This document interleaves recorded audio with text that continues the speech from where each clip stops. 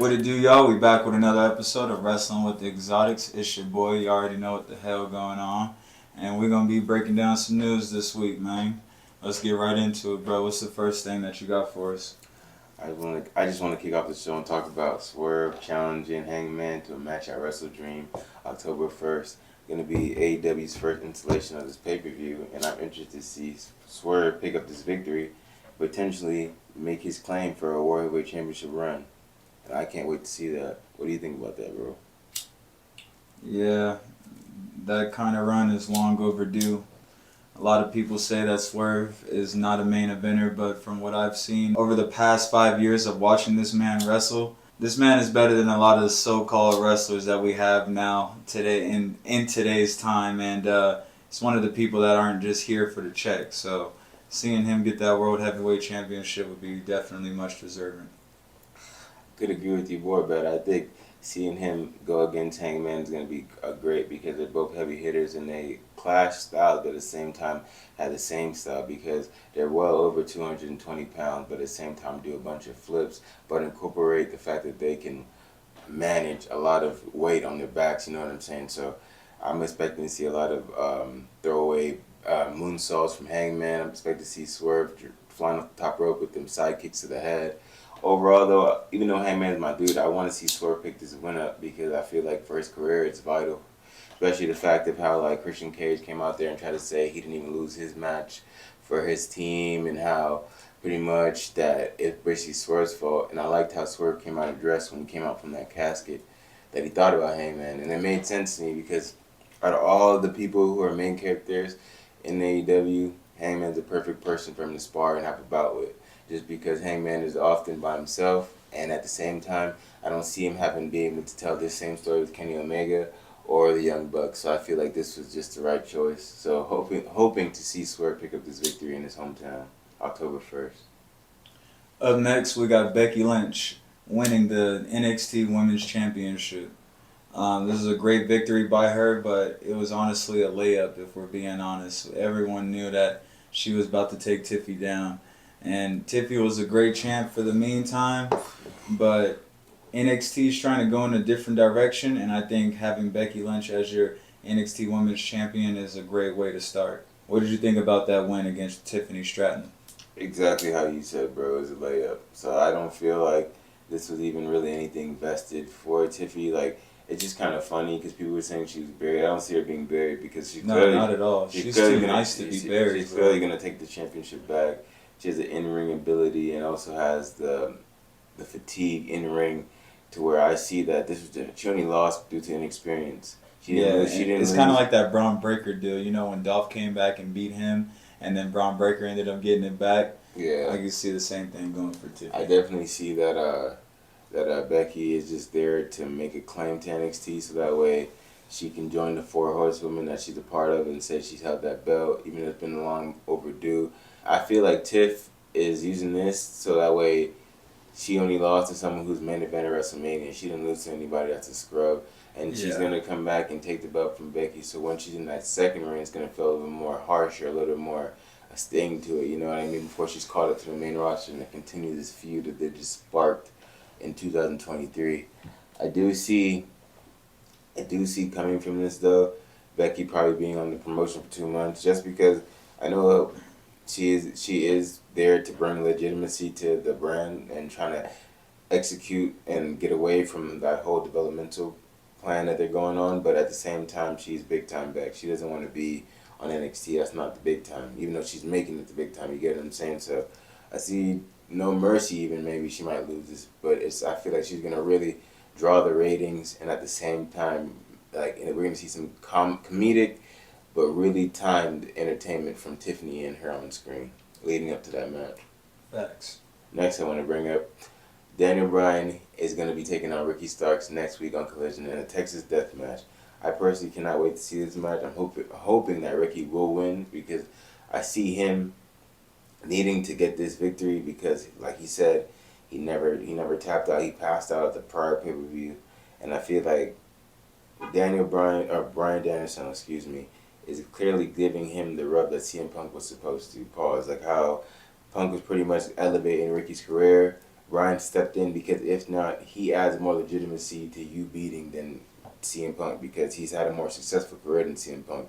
And he's never had to walk out on a company. He's main evented WrestleMania. Everything that CM Punk's wanted to do, Ryan has done that shit. So I don't see this as anything more than just an elevation of Ricky.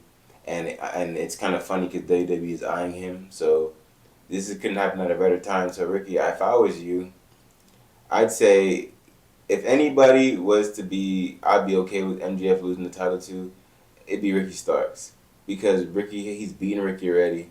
And it's within that year's time, we've only seen Ricky get sharper, smarter, and learn what Max was trying to teach him for all along. So I could see him taking the title from Max. Just throwing that out there. It's definitely cool to see Ricky Starks progressing more and more each week. He's definitely a different wrestler than when I first started watching him. When I first started watching him, he was TNT champion. Seeing the way he's progressed from then to now is dope. And I didn't think that he was going to get wins over CM Punk, but it's needed. All these wins are needed. It's going to add up to that main event spot. And I would love to see Ricky Starks show up on WWE TV. That's exactly what they need. I feel like he'll give them that spark, and I feel like he'll have great matches with Grayson Waller, Austin Theory, and then they can usher in this new era the way they really want to. And I feel like having Ricky Starks would be definitely a good way to start. Yeah, I see him being as a commemorative piece to the locker room, but at the same time, Ricky has never been on the lights so bright. But AEW is definitely something where he's been exposed to a lot, but at the same time, like, he's ready for it. He's ready for it to a degree, but at the same time, he's missed out on like big moments. So I'm hoping that if he does go there, he doesn't fall and get lost in the shuffle, and he fully takes advantage of everything. All right, man. So I have a question for you. Would you like to see Jey Uso in the Judgment Day? Yeah.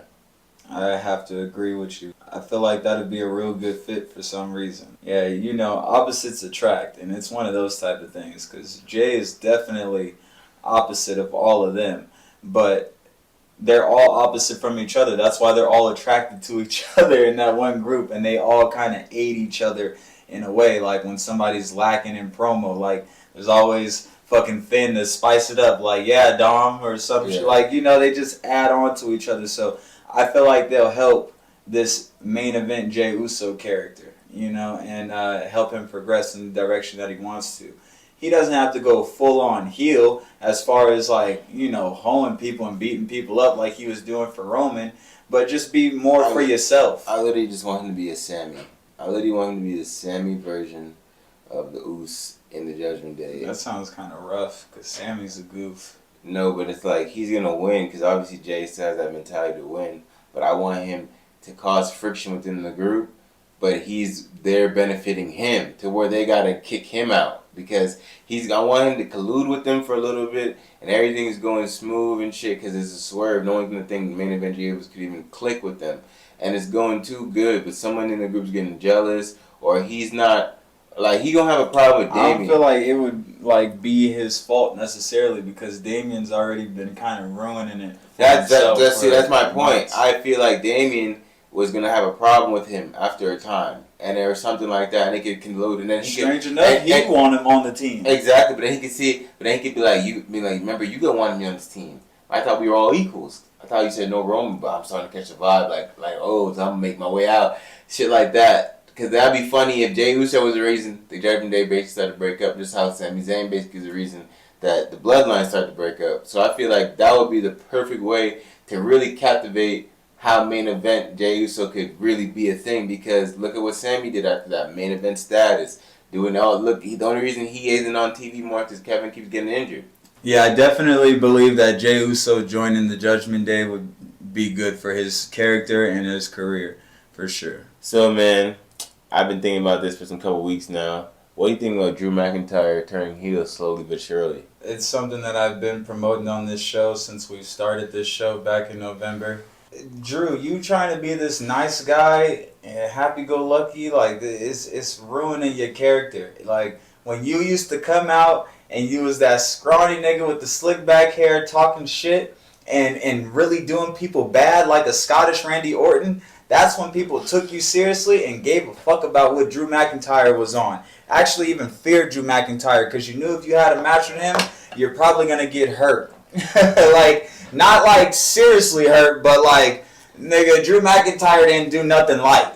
Everything he did, it was to the neck. So I think you turning heel, and especially with this build that you have today, bro, is the best thing possible. And that's the only reason why Bobby Lashley's getting any type of pull. If Bobby Lashley came out here still trying to be on some hero shit and all nice, and bro, it wouldn't work out. It wouldn't. When you guys are that buff and built like that, you gotta be mean. You can't be out here just being nice to, because then you let little dudes that are smaller than you, like Ricochet, AJ Styles, all them niggas get wins over you and they shit. roll you up. Roll you up, all type of shit, or just finesse you, like, and then that's why also, like, you haven't been able to get that WWE Championship again, bro. You don't have that mean streak in you no more. That's why I feel like Xavier Woods alluded to that, how the fact that he never had that WWE Championship. I love that he did in that. front of crowds. So I feel like what that's going to do is going to help Drew even go crazier. And it's actually so funny how this shit even started because, bro, when he threw the chair at Xavier, I automatically knew that Xavier was going to be injured for real.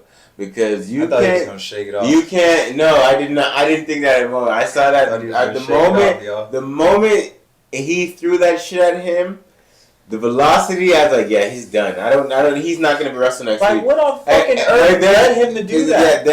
Yeah, then I'm watching it more. And I'm telling myself maybe I'm tripping. I'm like, you know, because my gut instinct telling me he's hurt, and I don't even. This is before I even see the trainer walk over to him. And I'm like, yeah, that's not staged. Fucking the cervix?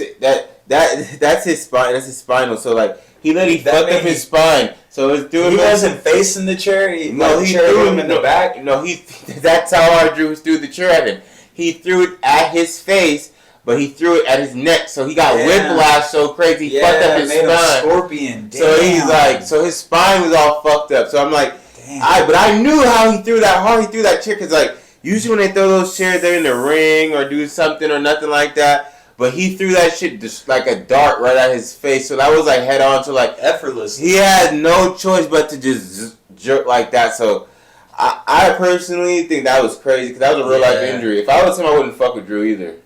Yeah, and you know, he probably didn't even have time to like prep for it, as in like keep his neck tight or like you know what I mean, like pause. There was none of that because he literally got loose neck and once he took that chair, like you know, usually they catch these chair shots some type of way, even with the shoulder or something. He got straight to the face and like the neck area. So like once that happened, he went down. Like I knew that shit hurt him. Yeah, Drew, you gotta come back with that mean streak, bro. You gotta do more shit like that. You gotta start beating niggas up after they matches. Yeah, man, because other than that, nobody will ever I want to take see you seriously. stop walking out with the sword and go find that long leather coat. Yeah, bro. If you don't, come out with your black white beater on and your blue jeans. All right, and you stomp a nigga in the nut shoes. Okay, come out ready to go like that, and you'll be good. I swear, because no more kilt, none of that shit, bro. Fuck that sword. No, bro, you gotta come out correct, cause nobody is ever gonna take you seriously, bro. Mm-hmm. You're not even a main eventer right now. Like that's how serious it is, and it's because you won't do this. You gotta take that mean streak, beat niggas up. Hey, and I'll hold you to that too. You see that? I consider Swerve more of a main eventer than Drew McIntyre right now. But I still don't consider Swerve better than MJF, and I think that's logic. I think that's fair logic. That's fair logic. If we're talking about sports entertainment, but if we're talking about career-wise right now, just right now, we're talking about no. I already gave you your props for that. Good career-wise sports entertainment where they give you wins and losses. Yeah, for sure. MJF, great guy.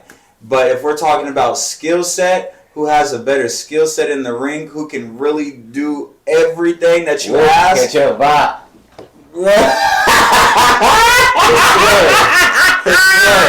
What other nigga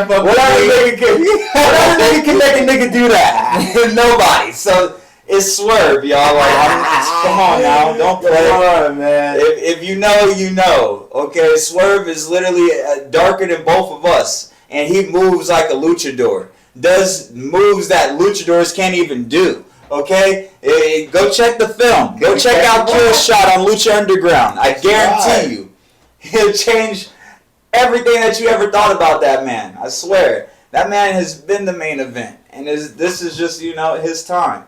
So, yeah. But moving forward, man, speaking of WWE, we got Jade Cargill joining the team. She will be showing up at the WWE Performance Center this week, and I hope everything goes well. I would love to see her feud with Bianca Belair, Charlotte Flair, even Becky Lynch. Like, I really want to see her go against real competition. I've been saying that since I started watching her in AEW. And she was defending that belt every week against weak-ass hoes. So I've been waiting on this. I want to see her go against real competition. I want to really see her get pushed to the brink, get beat up, and have to come back and all that. I feel like she can definitely be someone like Bianca Belair or maybe even a step better. Nah, I'm capping. I don't think she'll be better than Bianca Belair, but she can definitely make it to right there. But at the end of the day, Bianca's just gonna keep rising. She has a John Cena-like character, so she's only gonna get better and better and better. What are your thoughts on Jade Cargill joining the WWE team? I think that's good for WWE and her because I never knew she was ready to take wrestling as serious as this. Because one of the sways why she went to AEW was the fact that the less strenuous schedule. But I feel like Jay's always trying to push herself, so maybe she feels like, yeah, AEW is ready to send me to that next rank and help build their division, but at the same time, no time's better than now. My stock is high. WWE's calling and knocking again. Let me go see this. Let me just go see what it's rocking for. And I can come back and really just step on shit in AEW. Like I already was here. Then I left and really had that main belt there. Now I'm back here. So it's like a done deal. Yeah, it got to the point to where she can't just stop. You know what I mean? Same with Mandy Rose. Like, she can't just stop. Like, you left on such an incredible ass run. Like, the wrestling world wants you back. You're going to be able to get a job anywhere. You know what I mean? Literally. And I feel like Jade just has this natural athletic bad guy presence about her, and I feel like she's on the cusp of being what she really could be. She still needs to fine tune her skills. That's the only reason I felt like she should have stayed in AEW a little bit longer, but at the same time, maybe, who knows, maybe WWE Performance Center might be able to help her. And shit, she can go to NXT and start off right there, just like how all the other greats did.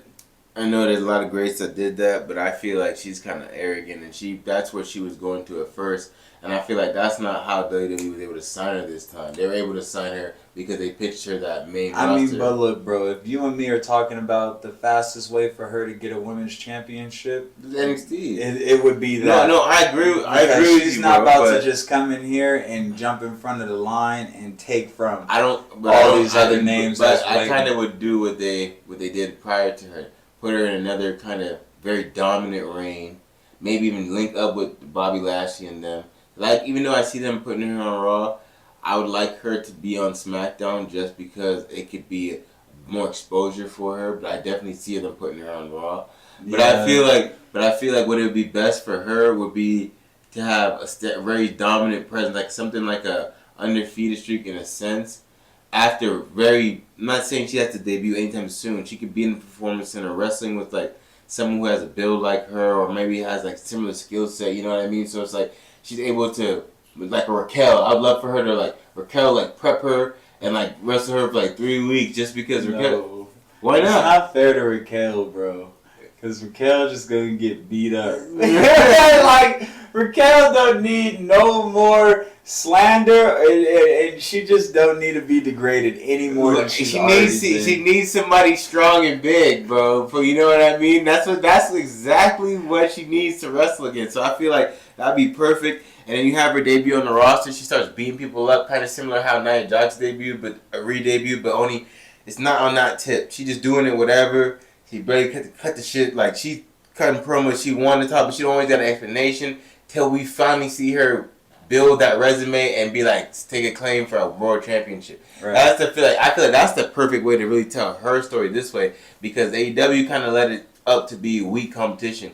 Everyone in WWE kind of gonna be already established name, so she gonna be stepping on them and coming out of the woodwork essentially, because a lot of people may not know who she is. And she's giving AEW a little stock too, like, okay, you came wrestlers from AEW ain't nothing to fuck with. Exactly, that's essentially what's gonna happen, because that's why I feel like Cody also did this, because it was a personal reason that he's never gonna say, because I feel like in the contract he signed, why he still gets paid or something like that, whatever the legal endeavors from AEW, he can't release why he's leaving and because that's the only way this shit worked out the way it did. But I feel like it had to do something personal, but at the same time, part of it, he wanted to do something like this, because he's like, I created this entity, the Forbidden Door, American Forbidden Door, where it's a promotion that's doing international things that are people are rivaling with WWE, but I'm backing WWE, and then they know they wouldn't be doing it if it wasn't for me. And it's like that's what I was telling you, bro. WWE just needs to be more open to shit like that, and joining forces with all these other wrestling brands and letting other wrestlers appear on there, and then that's also how you build credibility on your current rosters. Like, dude, like, we want to really see if John Cena is the best in the world. I want to see John Cena go against Kenny Omega, like prime John Cena. Like, you know what I mean? Like, when he was really beating niggas up, still coming out in the jerseys and shit, and he was like that. Like, that's what I want to see. So, like, I feel like WWE just needs to, come on and transition this way with that. Because you see how much revenue and whatnot, like, it's pulling. AEW's got Wrestle Dream coming up. Another pay-per-view where they incorporate a shit ton of wrestlers from other companies and shit. And we see who's going to be the best of the best. So, like, yeah. That's wrestling to me. Like, that's wrestling. I want to see shit like that.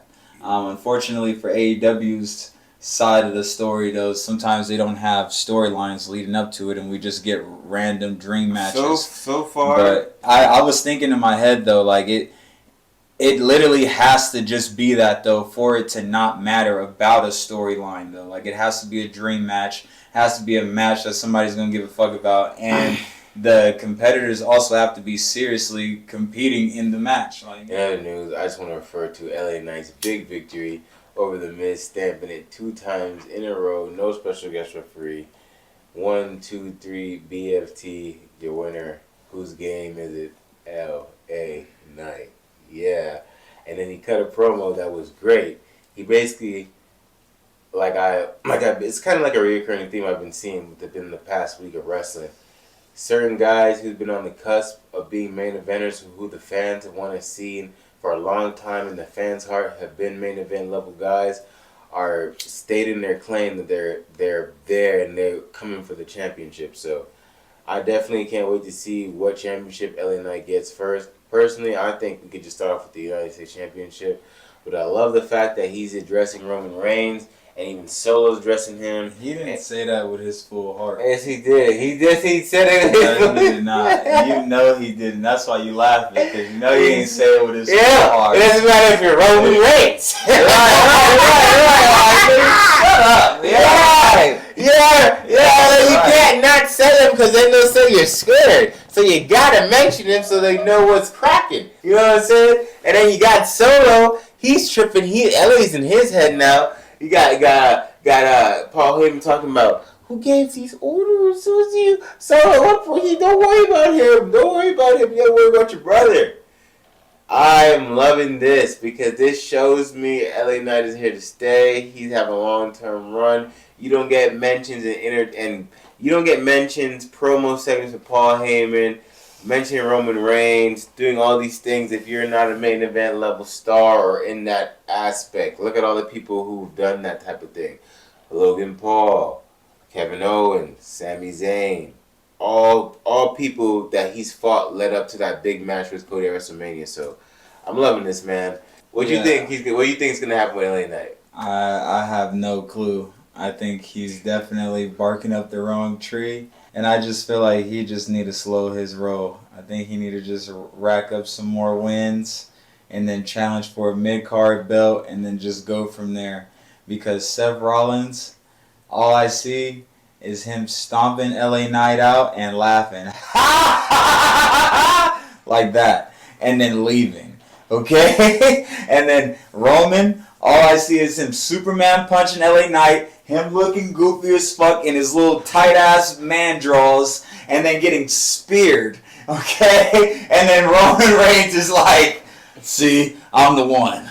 Not him. Yeah. Like, getting dissed at the highest level for him. So, hey, LA Knight, slow your roll, brother. I'm cool with it. You guys been saying almost a year now. You seen, I was one of the first people that knew LA Knight had the talent and the potential to do all this stuff that we're seeing everybody's making come to fruition. We can't stop now. We got to be a part of the year movement more than ever. I want to see.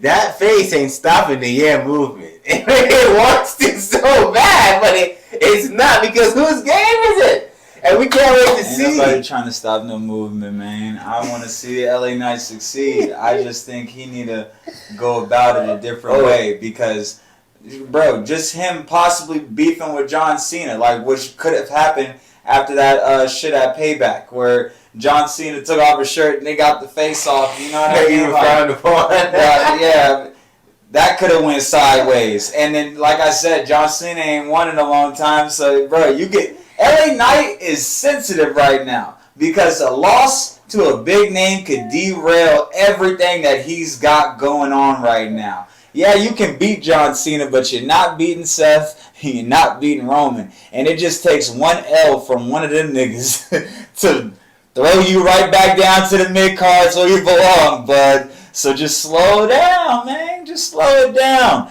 Go ahead and get your United States, the whole raid, do whatever you got to do. Hold that down.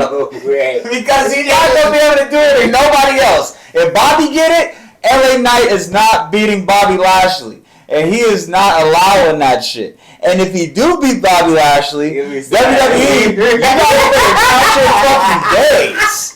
You better count your fucking days. The Almighty is not. The Almighty got cool hand signals that I can throw up. So I don't know. He just got aggressive fists that he beat niggas up with. And that's all he needs. So that's all, yeah. Bro, Bobby gets some cool merch. Say some catchphrases that we can chant. You know what I'm saying? You don't need no catchphrase. Bobby come out and beat that ass. That's the catchphrase. Okay. But I digress. This is the last thing I'm going to say about LA Knight's trajectory. What'd you think about his debut, bro, on the main roster pay-per-views? You seen that post he got for Royal Rumble?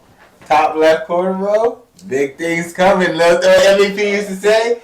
Big things popping. Little things stopping. I think LA Knight gonna fuck with that. He can relate to that sentiment. Moving forward, LA Knight is going to be alright as long as he stay away from the big names.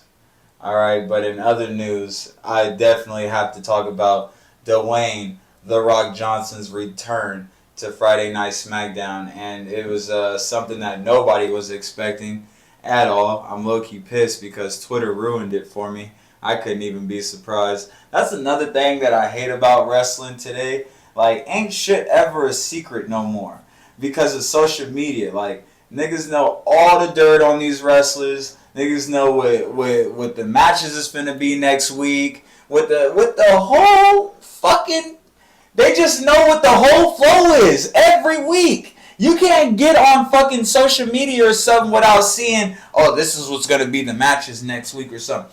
I miss being able to just watch the show weekly and then finding out what the matches is going to be from the show. Where there ain't no social media there to ruin it for you. So you know what I mean? That to me. You ruined it for me because social media ruins it for you.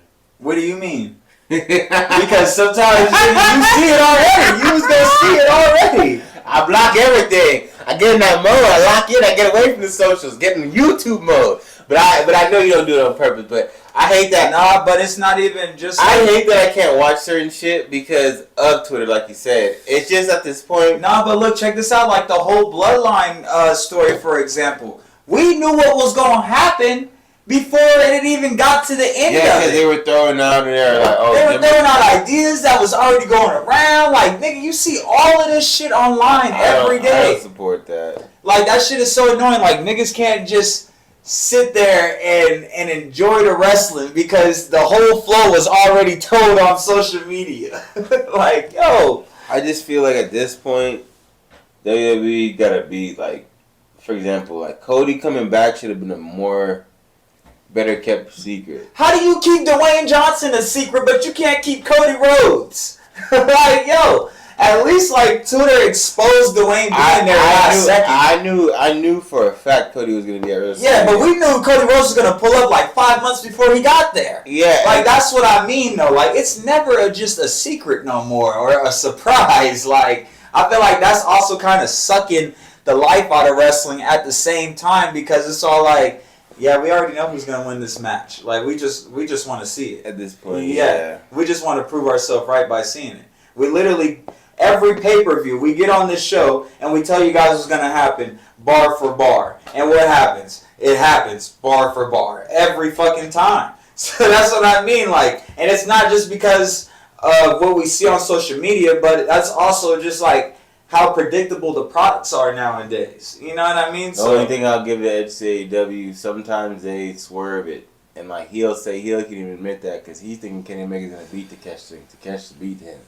So it's like they give you, and it's like when they make somebody lose, you see what the whole main picture is. They're building stars. WWE will make somebody lose that it makes no fucking sense why that person lost. And it'll value both characters. And you see 6 months from now that the characters that have their high point is failed. They failed. They've had their moment to capitalize and be something, and didn't let their history actually capitalize. I want Ricochet to go back to NXT on that note right there, because he's definitely one of the first wrestlers that comes to mind. Like, dude, like, how did you guys have him building all the way up to the fucking top, getting ready to get into that main event picture, and then Cast him away. And then I wanted to quickly mention, since you brought up Ricochet, how Seth Rollins had to say on the bump, I believe it was, how he's a fan of Ricochet, believes he's a great guy, and definitely going to give him a world championship shot. See, that's a pity world championship shot.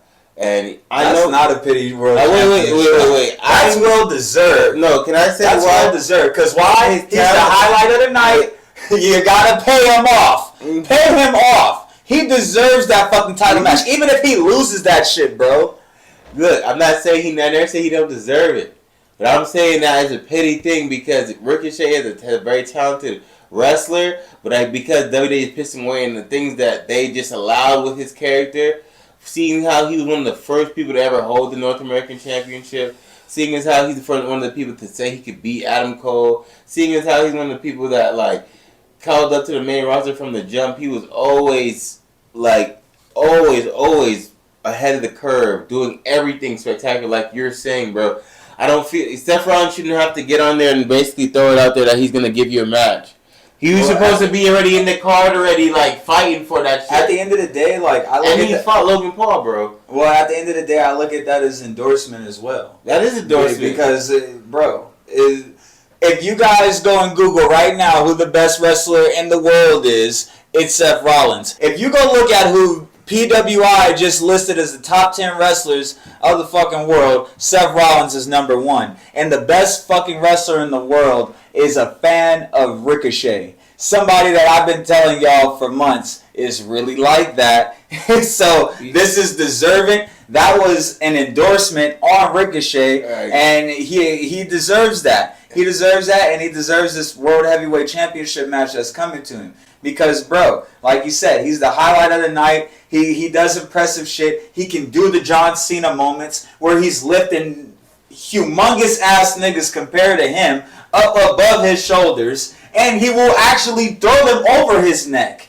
Not like how Phil did either. He will do it clean. You wouldn't even expect someone of his stature to be able to do John Cena moments like that, but he does. And that's why I'm saying, bro, he has all the aspects to be a champion. And he goes out there and does stupid ass shit for us on a daily basis and takes that shit on the chin, bro. And just goes out there and that's a real workhorseman right there. That's the same shit that we be saying about Chad Gable, bro. Definitely. You know what I mean? Like, that's why we're saying Chad Gable deserved that opportunity against Gunther. Bro, we see what you do every damn week. We know that you put on. We know that you're giving us our credible matches and all that shit. And that's sports entertainment. Pay him off. Pay him off. Quickly to mention that PWI top 500, you know what I'm saying? You know who else is in that top 10? MJF, number 6, man. You know what I'm saying? It's okay. I'm only okay with this 6th spot because it's pretty low. But you gotta think who's ahead of him. The Shield. Come on now. And you can't really list the other two as some schmucks, whatever the case may be. But you know he was number 1, top 30 under 30. Bro, like, that was basically, goes back into what I was telling you. That was all based off of skill set. That wasn't based off of sports entertainment and wins and losses. And that's because if it was, that's what I'm saying. Seth Rollins wouldn't even be on there because of how much he lost this past year and last year. Bro, what did I tell you? It's all about skill set. What did I tell you? Max has a skill set. He still, even though he's good at stuff, he still has a lot of work to improve still. And if he's in 6th at 27, bro, by the time he's their age, which all these niggas are 35, 37, 36, he gonna be on this shit just like that, number 1. That's what I'm looking forward to. You can only, when you start so high, you cannot tread backwards. That's what I want to see him do. The other reason why he's at number 6 is because he has that championship. That's it? 100%. I think that's why all of them are there after this shit, because they all the champs. No. Oh yeah, they all credible champs with legible careers. I know for a fact it's based off of skill set because they got that Vikingo ass nigga or whoever his name is ahead of him, and that just show you right there. Like, yeah, no, this is on skill set because he do some crazy shit, bro. You know why? Bro, I watched this man tightrope the entire ropes and then do a 450 splash on a nigga. Can I tell you something about him? MJF ain't doing that. They told him, specifically this guy you're talking about, wrestlers like Conan and other people have told him to tone that shit down because he's going to be the wheelchair. He's going to be the wheelchair. You're literally approving what I always say Max refuses to do. I'm actually lucky glad because that just makes it even better. But look, hold on He's though. still good. Hold on though. Because at the end of the day, it's still about skill set. They're telling you to tone it down because, nigga, you're doing it so good. And if you do that shit for a long time, yes, you can possibly get injured. But, bro, that's what I'm saying, though. It's all about that skill set. And Swerve moved just like that, nigga, bro. I can't wait to see next year's rankings, bro. That's all. Me too. I can't wait. I got to give a brief honorable mention to Gunther. He had just passed the Honky Tonk Man's record for longest Intercontinental Championship reign. Definitely an impressive match to do that in versus Chad Gable. I don't think that any other wrestler on the roster at this time could have stamped it the way Chad Gable stamped it. Hat off to him. But I will say the next time Chad Gable gets another title opportunity, he's not gonna miss. They gotta give him whatever he's competing for. They gotta give it up, bro. It literally goes back into what I was saying, man. Them dudes come out here and bust their ass and do stupid ass shit for our entertainment week in and week out. Pay them off. Pay them their respects and let them shine. Because, man, you can't keep holding these motherfuckers down. And you don't know how long everybody got on this earth.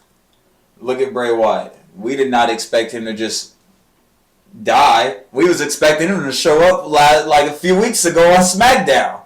You know what I mean? Like, and I'm not saying anybody of these wrestlers are going to die, but, you know, you just can't take these motherfuckers for granted. I seen that Dean Ambrose had said the last time he spoke to Vince McMahon, he said that, yo, I took you for granted. That's what I mean. You don't want to just keep taking Chad Gable for granted because he's literally Kurt Angle-esque. You don't want to keep taking Ricochet for granted or any of those other wrestlers. I'm happy that you guys finally just started paying Rey Mysterio his dues. But if you really want to look out for him, let him be a World Heavyweight Champion one more time before his career ends. But that's all I got to say on that. Also, don't let Santos turn on him. Well, I guess then we'll just transition to what I'm going to talk about next. And I think that's exactly going to happen. Santos Escobar just asked Rey Mysterio for a title match. And we're telling you right now, Rey Mysterio is going to retain. And Santos Escobar is going to turn on Rey Mysterio. He's going to snap. He going to beat him the fuck up. All that mentor shit, all that, out the window. Chiquito.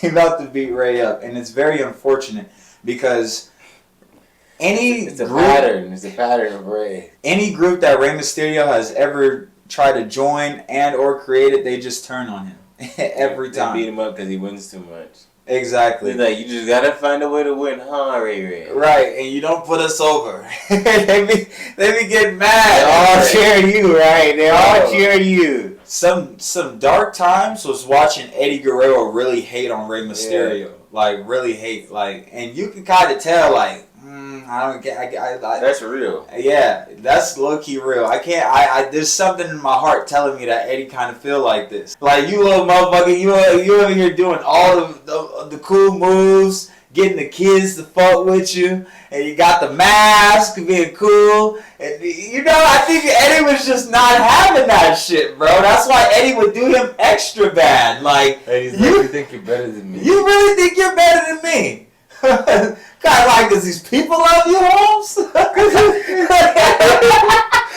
that's how Eddie get down, bro. Like, that's literally how Eddie get down. But I don't want to speak on the dead. R.I.P. Eddie, that's my dog. I don't want to label him as a hater, but he was giving some hater vibes at that point in time. But yeah, hopefully Santos just takes his L respectfully and just stays cool. LWO for life and everybody cool. You know what I mean? Rey Mysterio losing to Bobby Lashley, and then him and Santos figure out a way to try to get back into that title picture. That's just the best case scenario for this situation if you're trying to keep the LWO together.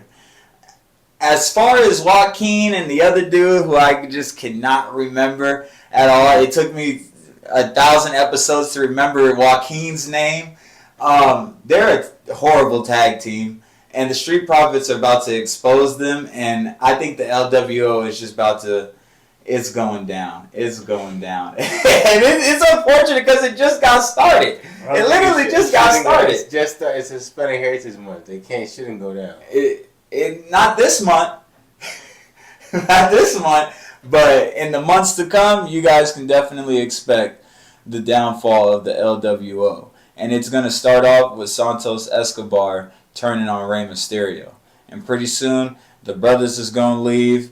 And Rey Mysterio's still going to be somewhat of a mentor to them. He's still going to be cool with Zelina, but she going to go do her own shit. And the group is over with. Santos going to keep holding Rey every time he see him. And he might even start tag teaming with Dom. Because I can see... Your funny son was right. Right. Last but not least, we got Solo Sikoa possibly going against John Cena in a one-on-one match. And as I alluded to earlier, John Cena hasn't won a one-on-one match on SmackDown television in quite some time. So I gotta say, bro, I'm gonna have to rock with John on this one. As unbelievable as it might be because Solo's the enforcer and all this hype and shit that they don't put behind him, I feel like John is still gonna be able to get this win, bald spot and all. What do you think? No, John, you have to go down. I feel like at this point, you lost Austin Theory, so I could believe and see you losing Solo. I know as much as that might sound like, why would you want to see him lose again? I would rather you help build Solo's career, knowing damn well I could see Solo being a legible threat and dominant bad guy. But look, what if this is leading to 17? He beat Solo, right? Alright, cool. Now you done got the Tribal Chief's attention. Because Roman gonna be like, oh, you trying to come fuck with me again, John? You know Roman damn near shit breaks anytime he see John Cena or he see Brock Lesnar. He like, oh, these niggas, damn! I thought I could drive. This is my time. You said I could drive the car. Let me drive, Dad. Damn!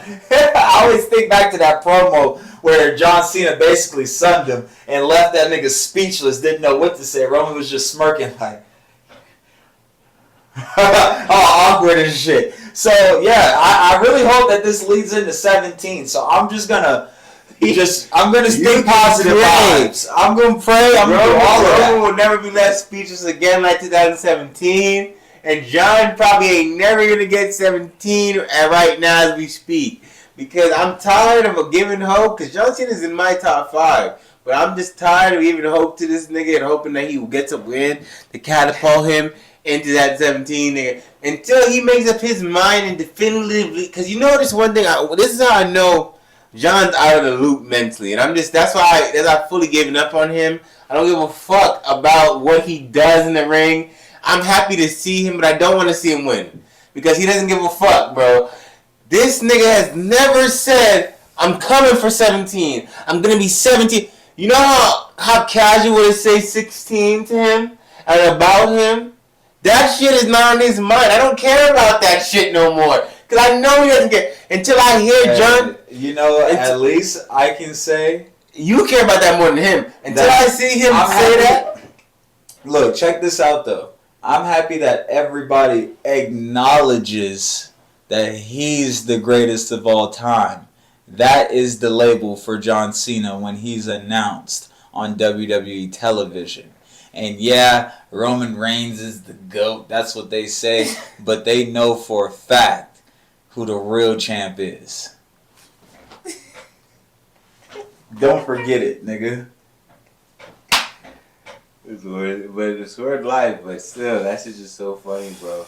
I just feel like I want him to get that 17 championship, but I don't care about it no more because he don't care about it. I want him to care so bad. This is the thing, bro. I know why he don't care. Because he knows when he goes on that run, that's a legendary run. That's a...